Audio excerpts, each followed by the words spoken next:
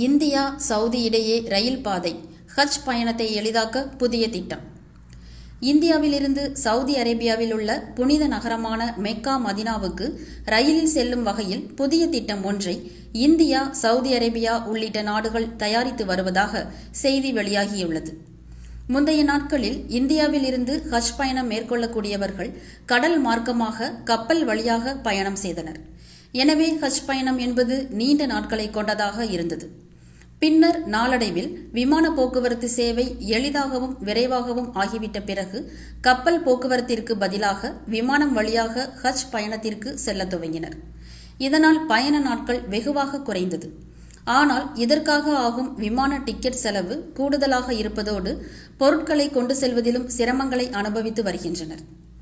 இந்த நிலையில் மாற்று வழியாக ரயில் பாதை திட்டத்தை உருவாக்குவது குறித்து இந்தியா, சவுதி அரேபியா ஆகிய நாடுகள் வேறு நாடுகளின் துணையோடு செயல்படுத்துவது குறித்து ஆலோசனை நடத்தி வருவதாக பினான்சியல் டைம் பத்திரிகை செய்தி வெளியிட்டுள்ளது. தற்போது அதிவேக ரயில்கள் மற்றும் இருப்பு பாதை போக்குவரத்தில் ஏற்பட்டுள்ள தொழில்நுட்ப புரட்சிகள் மூலம் இதனை சாத்தியமாக்க முடியும் என நம்பப்படுகிறது. இந்த திட்டம் நிறைவேற்றப்பட்டால் ஹஜ் பயணிகளின் பயண செலவுகள் பல மடங்கு குறையும் என்பதோடு பயணத்தின் போது புதிய அனுபவங்களையும் அவர்களால் பெற முடியும். இந்தியாவில் இருந்து சவுதி அரேபியாவிற்கு நேரடி ரயில் சேவைகளை வழங்குவது நிச்சயம் சாத்தியமான ஒன்றாகும். பல்வேறு நாடுகளில் அதிவேக ரயில் திட்டங்களின் வெற்றியால் இந்த திட்டமும் வெற்றி பெறுவதற்குண்டான வாய்ப்புகள் அதிகமாக இருக்கின்றன.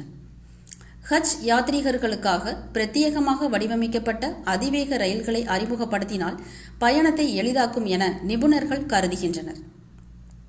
மேலும் பாகிஸ்தான், ஈரான், ஐக்கிய அரபு அமீரகம் என பல நாடுகளையும் இந்த பாதை கடக்க வேண்டிய சூழல் ஏற்படும்.